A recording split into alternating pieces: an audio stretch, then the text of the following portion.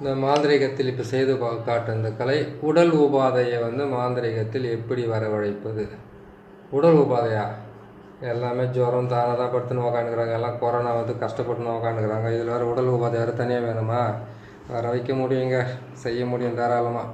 ஏன்னு கேட்டிங்கன்னாக்கா உடல் உபாதையை வர வைக்கிறதுன்றது வந்து தனிப்பட்ட விஷயம். நேற்றே வந்து இது வந்து சரியாக சொல்ல முடியல. அந்த சிரோபாரத்துக்கு வந்து செய்து முடித்தாங்கன்னாக்கா தீராத தலைவலி, தீராத ஒத்த வலி, தலை குனிஞ்சாக்க தலை அப்படியே கண்ணு வந்து கீழே விழுந்துடுற மாதிரி இருக்கிறது, நிமிர்ந்து நிற்கும் போது நிற்க முடியாத போகிறது, படுத்தா எந்திரிக்க முடியாத போகிறது, தலையை வந்து தானே பிச்சுக்கிட்டு போகிறது. அதே மாதிரி கேட்டிங்கனாக்கா காது வலி வர்றது, கண்ணு வலி வர்றது, மூக்கு வலி வர்றது, பல்லு வலி வர்றது, இது எல்லாமே செய்யலாம் சிரோபாரத்தில். அது சிரோபாரம். இது உடல். இது பாருங்கள், இந்த உடலை வந்து தலையே இல்லாமல் நான் செஞ்சு வச்சுருக்கேன். நேற்று சிரோபாரம் போட்டுட்டோம், இன்றைக்கி உடலுக்கு வந்து தலையெல்லாம் வச்சுருக்கேன், எலுமிச்சை மரத்தை மட்டும் வச்சுருக்கேன். ஏன்னாக்கா அப்படி மொண்டமாக வைக்கக்கூடாது. அப்படி வச்சோம்னாக்கா அது வந்து நம்ம கங்கை அம்மனை இது பண்ண மாதிரி ஆகிடும். அப்படி செய்யக்கூடாது. இது வந்து கேட்டிங்கன்னாக்கா இது இப்படி தான் செய்யணுன்றது ஒரு விதிமுறைகள் இருக்குது. இது செய்யறதுக்கு முன்னாடி வந்து கேட்டிங்கனாக்கா 4 மண் எடுக்கணும். ஒரு மண் புத்து மண், இன்னொன்று மயான மண், 3வது மயான சாம்பல், 4வது கேட்டிங்கன்னாக்கா இந்த மாதிரி வந்து உடலுக்கு உபாதையை உருவாக்குறதுக்கு உண்டான ஆட்கள் எங்கே இருக்காங்களோ அந்த வீட்டு மண் இல்லை காலடி மண் அப்படின்னா அந்த இருக்கிற அந்த தெரு மண்ணாவது எடுக்கணும். எப்படி இருந்தாலும் வந்து அவங்களுடைய பேர் எடுக்கணும்னு கேட்டிங்கனாக்கா அது முச்சந்தி வழியான இருக்கட்டும் எங்கன்னா இருக்கட்டும் அந்த மண் எடுக்கணும். எடுத்தே தான் ஆகணும். தேவை அது எடுத்துக்கணும்.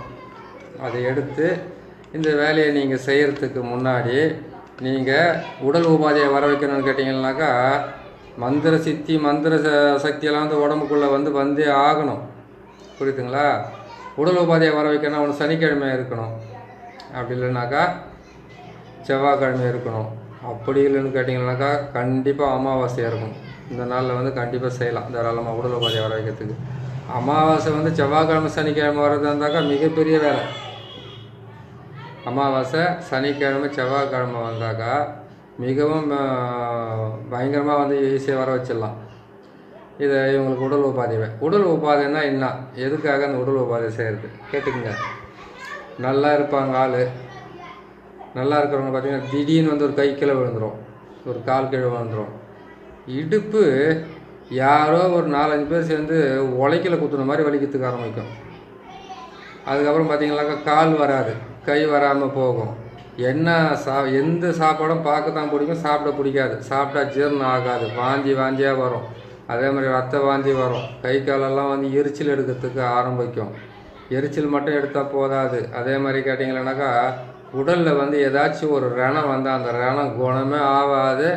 டாக்டரால் கண்டுபிடிக்க முடியாத ரகசியமான வேலை தான் இது. குத்துற முள் அந்த மாதிரி. இதில் குத்துற முள் வந்து அவ்வளோ இதை வச்சு அந்த முள்ளை வச்சு குத்துருவாங்க. 7 முள் வச்சு குத்திடுவாங்க. புரியுதுங்களா? 7 முள்ளுன்றது வந்து எப்படி தெரியுமா இருக்கும்? சீக்க முள், வேலை முள், கருவேலை முள், அதுக்கப்புறம் கெட்ட வேலை முள், அதுக்கப்புறம் பார்த்தீங்கன்னாக்கா பல முள்ளுங்க இருக்குது. இதில் நெரிஞ்சி முள், ஆணை வணங்கி முள் இருக்குது. அதுக்கப்புறம் பார்த்தீங்கன்னாக்கா வேலி முள்ளுன்னு இருக்குது, கண்டாங்கத்திரி முள் இருக்குது. அதுக்கப்புறம் பார்த்தீங்கன்னாக்கா ஒட்டடா முள்ளுன்னு இருக்குது. இந்த மாதிரி முள்ளெல்லாம் இருக்குது. முக்கியமாக சகுனி முள் சேர்த்துக்குவாங்க, பன்னி முள்ளையும் சேர்த்துக்குவாங்க. இதில் இந்த முள்ளையெல்லாம் ஒன்றா சேர்த்து சாம்பலாக்கி போட்டாலும் வேலை செய்யும், குத்துனாலும் வேலை செய்யும்.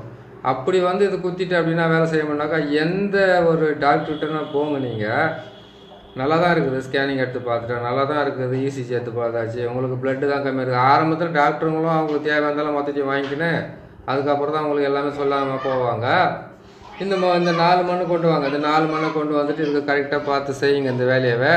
இது எப்படி செய்யுதுங்க? இந்த மாதிரி வலி இருக்கிற பிரச்சனை இருக்கிறவங்களுக்கு வந்து தீராத ரணம், ஒரு நோய் வந்துச்சுனாக்கா நோயே நல்லாவாது.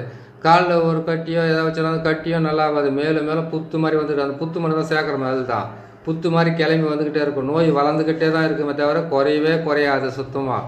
அதே மாதிரி கேட்டிங்கன்னாக்கா மயான சாம்பலை எடுத்து புத்து மண்ணு சேர்த்து வச்சிட்டாங்கன்னா சரியாக போச்சு. அப்படியே வட்ட வட்டையாக உடம்பெல்லாம் வந்து அப்படியே ரவுண்டாக வரத்துக்கு ஆரம்பிக்கும். அப்படியே அவங்க கீறி சொறி சிறங்கு வந்த மாதிரி. அதுக்கப்புறம் வந்து மோசமானது இந்த உடல் உபாதைன்னு சொல்கிறது. உடல் உபாதையை வந்து மனுஷனை வந்து கொன்னே கூட போட்டுடலாம். இந்த மாதிரி கொடுமைப்படுத்துறது ரொம்ப கஷ்டமான விஷயம்.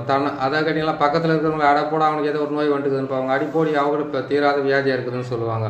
அந்த மாதிரி வியாதியை உருவாக்குறது தான் உடல் உபாதை. இந்த உடல் உபாதையை உருவாக்குறதுக்கு செய்ய வேண்டிய விஷயங்கள் நான் கேட்டிங்கன்னாக்கா சொன்ன மாதிரி இந்த 4 மண் எடுத்தே ஆகணும். ஆளுனுடைய மண் அந்த ஆளுனுடைய மண்ணோ இல்லை அந்த வீட்டினுடைய மண்ணாக்கா அந்த குடும்பத்துக்கே வந்துடும் நோய். அந்த மாதிரி பண்ணிடலாம். அந்த வீட்டுக்குள்ளே வந்து மண் எடுத்துகிட்டு வந்துட்டாங்கனாக்கா, இல்லை அவங்க வாசலில் மிதிக்கிற மண்ணு கொண்டு வந்துட்டாலோ அந்த குடும்பத்தில் இருக்கிறவங்களுக்கு 10 வயசு குழந்தைக்கு மேலே இருந்து 9 வயசுக்குள்ளே இருக்கிற குழந்தைங்களாம் மாந்திரிகம் பண்ணணும்னு நினைக்காதீங்க. இந்த ஜென்மத்தில் ஆகாது. கடவுளுடைய குழந்தைங்க அவங்கெல்லாம், புரியுதுங்களா? அதே மாதிரி வந்து பார்த்தீங்கன்னா 65 வயசு 67 வயசுக்கு மேலே வந்து நீங்கள் மாந்திரிகம் பண்ணணும் அந்த வயசானவங்களுக்குன்னு கேட்டிங்கனாக்கா அது தப்பு. இதுக்கு முன்னாடி பண்ணியிருந்தாக்கா அந்த டைமில் தசா புத்தி சரியில்லாமல் இருந்தால் அது வேணா அவங்களுக்கு வேலை செய்யுமா தவிர, ஆனால் 65 வயசுக்கு மேலே புதுசாக ஒரு ஆளுக்கு வேலை செய்யணுன்னாக்கா ரொம்ப கஷ்டப்பட வேண்டியதாக இருக்கும். மாந்திரிகத்தில் இதெல்லாம் பலிதம் கிடைக்கிறதுல அந்த அளவுக்கு வேலையும் செய்யாது, புரியுதுங்களா? என்ன தான் கெட்ட நேரம் இருந்தாலும் ஒரு நேரம் ஒன்றும் சரியில்லாமல் இருக்கும், மற்றபடியெல்லாம் எதுவும் கிடையாது. இது செய்யணும், இது செய்து முடிக்கணும் கேட்டிங்கனாக்கா, இது செய்துட்டீங்க. அந்த சாம்பல் நான் சொன்ன மாதிரி வந்து எல்லாத்தையும் இது அந்த முள்ளெல்லாம் கொண்டு வந்து சுட்டுட்டீங்க. சுட்டெல்லாம் செஞ்சுட்டு என்ன பண்ணால் அந்த பண்ணினுடைய முள்ளம்பண்டினுடைய மலம் இருக்குன்னு சொல்லியிருக்கீங்க, அந்த மலை குடலை இருக்குன்னு சொல்லியிருக்கேன். அந்த குடலை இருக்கக்கூடியதை எடுத்து நல்லா சுட்டு அதனுடைய மையை எடுத்துங்க. அந்த மையை எடுத்து என்ன பண்ணணும் கேட்டிங்கனாக்கா 6 ஆணி எடுத்துக்கணும். 6 ஆணியை எடுத்து அந்த ஆணிகளில் வந்து பார்த்தீங்கன்னாக்கா முதல் ஆணியை வந்து குத்த வேண்டிய இடம்னு கேட்டிங்கன்னாக்கா மார்பில் குத்தணும். கரெக்டாக மார்பில் குத்துனீங்கன்னா அவ்வளோ கரெக்டாக வேலை செய்யும் அந்த இது. இரண்டாவது வந்து அந்த மைய தடவி என்ன பண்ணீங்க, அவங்களுடைய பேர் வந்து தகுட்டில் எழுதணும். அவங்களுடைய பேர் இது பாருங்கள், இங்கே இருக்குது பாருங்கள் அந்த சக்கரம். இந்த சக்கரத்தை பாருங்கள், இது ஒரு உருவம் மாதிரி தெரியும். தலை, கை, கால், அதுக்கப்புறம் பார்த்தீங்கன்னா இது எல்லாமே தெரியும். இந்த சக்கரத்தை பாருங்கள், சூள சக்கரம் தான் போட்டிருக்கிறேன். மொத்தம் பார்த்தீங்கன்னா 6 சக்கரக்கும் 6 ஆணி வரும். இதுக்கு வந்தான வேலை இது செஞ்சு முடிக்கிறதுக்கு இது சரியாக வரும், புரியுதுங்களா? இதனுடைய மந்திரத்தை நான் கடைசி சொல்கிறேன், நீங்கள் பார்த்துக்குவீங்க. கொஞ்சம் பொறுமையாக பார்த்துன்னு வாங்க. அந்த மாதிரி என்ன பண்ணாங்க, நெஞ்சில் ஒரு முள் நெஞ்சில் வந்து ஒரு ஊசியை குத்திட்டீங்க. எதில் அந்த நெறிஞ்சி முள், கருவேலை முள், 7 முள் வேணும் இல்லையா? அந்த 7 முள் எந்த முள்ளுனா 7 முள் எடுங்க, புரியுதுங்களா? அந்த 7 முள்ளில் வந்து இப்போ சுட்டு அதை மையாக்கலாம். இல்லாட்டி அந்த 7 முள்ளையும் சுட்டு நீங்கள் மையாக்கிட்டு அதே 7 முள்ளில் கூட அதை குத்தலாம். அது கரெக்டாக முதல்ல நெஞ்சில் 2 பக்கம் குத்திட்டீங்களா, 2 பக்கம் மார்பகத்துலையும் குத்திட்டீங்களா? அதுக்கப்புறம் வந்து 2 மார்பகத்தில் குத்தும்போது இந்த புஜத்தானே சேர்த்து குத்திட்டீங்களாக்கா முடிஞ்சு போச்சு. அங்கேயே பிடிச்சி நீ எப்போ பார்த்தாலும் அப்படியே கை பிடிச்சின்னு அப்போ சலிக்குது, அப்போ கையை அப்படி பிடிங்கி போட்டுடலாம் மாதிரி இருக்குதுன்னு சொல்கிற அளவுக்கு அவங்களுக்கு வலி வரத்துக்கு ஆரம்பிச்சிடும். அதுக்கப்புறம் கேட்டிங்களேனாக்கா இந்த நம்ம தொடைக்கு கீழே வந்து 2 முள் குத்துறோம். 2 முள் ஊசியான ஆணியான குத்துறோம். நம்ம ஆணி வச்சு நான் குத்தி காட்டுறேன், நீங்கள் என்ன பண்ணுறீங்கன்னா அதை பார்த்து இப்போ நீங்கள் அடுத்து பார்த்தீங்கன்னா பாதத்தில் குத்தணும். பாதத்தில் குத்திட்டீங்கன்னா சரியாக போச்சு. இதை குத்திட்டேன் பாருங்கள், நான் இப்படி தாங்க குத்துறது. இது 6 முள்ளி அப்படி குத்திட்டீங்கன்னாக்கா இதை பாருங்கள், இது எப்படி குத்துதுன்னு சொல்லி விட்டுட்டேன். நான் சக்கரத்தையும் சொல்லி விட்றேன் உங்களுக்கு. 6 முள்ளி குத்திட்டீங்களா? இந்த முட்டை இருக்குது பாருங்கள், இந்த முட்டையை என்ன பண்ணுறீங்கன்னு கேட்டிங்கன்னாக்கா இவங்களுடைய பேர் இவங்களுடைய இது போட்டு இந்த சக்கரத்தை அந்த முட்டையிலே வரையணும், தகுட்லேயும் வரையணும். அது பாருங்கள், இந்த சக்கரத்தை பார்த்துங்க. இந்த சக்கரத்தை பார்த்தீங்கன்னாக்கா நீட்டாக ஒரு கோடு போடுறீங்க. சைடை வந்து 2 கை மாதிரி 2 கால் மாதிரி போடுறீங்க. கீழேயும் சூளம் போடுறீங்க, மேலேயும் சூளம் போடுறீங்க. இதுக்கு உண்டான மந்திரத்தை நான் சொல்கிறேன் கேட்டு, இதை தான் நீங்கள் தகுட்டில் போடுறீங்க. தகுட்டில் போட்டு எழுதிட்டு எழுதிட்டோன்னே அது பாருங்கள், இது நீட்டில் அவங்க பேர் எழுதிட்டீங்க. அவங்க குடும்ப பேர் எங்கே இந்த எப்போ எழுதினாலும் இதுங்களே எழுதணும். பேருங்களே இதுங்களே எழுதணும். இவ்வளோ தான் எழுத வேண்டியது உங்களுடைய வேலை. முட்டிலே இந்த மாதிரி கோடு போட்டு அவங்களுடைய பேரை எழுதலாம். பேரை எழுதி முடிச்சுட்டு இதுக்கு வந்து எழுதுறது உங் நசி. இதனுடைய மூல மந்திரமோ இது சொல்கிறேங்க, கேட்டுக்குங்க நல்லா. உங் நசி, மங் நசி, சிங் நசி, நசி நசி, நங் நங் நங். இதுதான் இதனுடைய மந்திரம். இதுக்கு ஓம்ன்ற வார்த்தையெல்லாம் சொல்லவே கூடாது. ஏன்னு கேட்டிங்கன்னாக்கா ஓம்ன்றது வந்து பிரணவ மந்திரம்னு சொல்லுவாங்க. ஏன்னு கேட்டால் ஒரு உயிரை காக்கிற அந்த மந்திரத்தை வந்து ஒரு சில விஷயத்துங்களுக்கு நல்ல விஷயத்துங்களுக்கு கெட்ட விஷயம் யூஸ் பண்ணலாம். இந்த கை கால் முடக்கிறது இதுக்கெல்லாம் வந்து அந்த ஓம்ன்ற விஷயத்தை நீங்கள் பயன்படுத்தக்கூடாது. பயன்படுத்துறது தான் தப்பு. பலிதம் வந்து குறைவாக கிடைக்கிறதுக்கு ஆரம்பிச்சிடும், புரியுதுங்களா? இதை செய்து முடிச்சுட்டு என்ன பண்ணுறீங்கன்னு கேட்டிங்கன்னாக்கா இந்த மாதிரி வாழை இலை, எருக்க இலை வைக்கிறீங்க. வாழை இலை வச்சிங்கன்னா திருப்பி போடணும். வாழை இலைவை நேராக வாழை இலை விரிச்சிட்டு வந்து போட்டு வச்சுட்டு உக்காதீங்க. திருப்பி போடுங்க. திருப்பி போட்டுட்டு அந்த வாழை இலையாவை அது மேலே வந்து இந்த மாதிரி உருவத்தை போட்டு நான் சொன்ன மாதிரி அந்த மண்ணுங்களெல்லாம் சேர்த்து அதில் போட்டு ரெடி பண்ணிக்கோங்க. ரெடி பண்ணிவிட்டு இந்த மாதிரி வந்து 6 ஊசியை குத்திடுங்க. தகுட்டை வந்து கரெக்டாக அது மேலே வச்சுடுங்க. அதே மாதிரி அந்த முட்டையை வந்து மேலே கீழே வரைக்கும் வச்சு என்ன பண்ணுறீங்கன்னு கேட்டிங்கன்னாக்கா மடிச்சிடுங்க. மடிச்சுட்டு ஒரு மண் பாத்திரம் எடுத்துங்க. அந்த மண் பாத்திரத்தில் இது வச்சு மேலே ஒரு மண் பாத்திரத்தை போட்டு மூடிட்டு இதே மாதிரி தகுட்டை வந்து அந்த மண் பாத்திரத்து மேலேயும் போட்டு ஒத்த நூலால் கட்டணும்.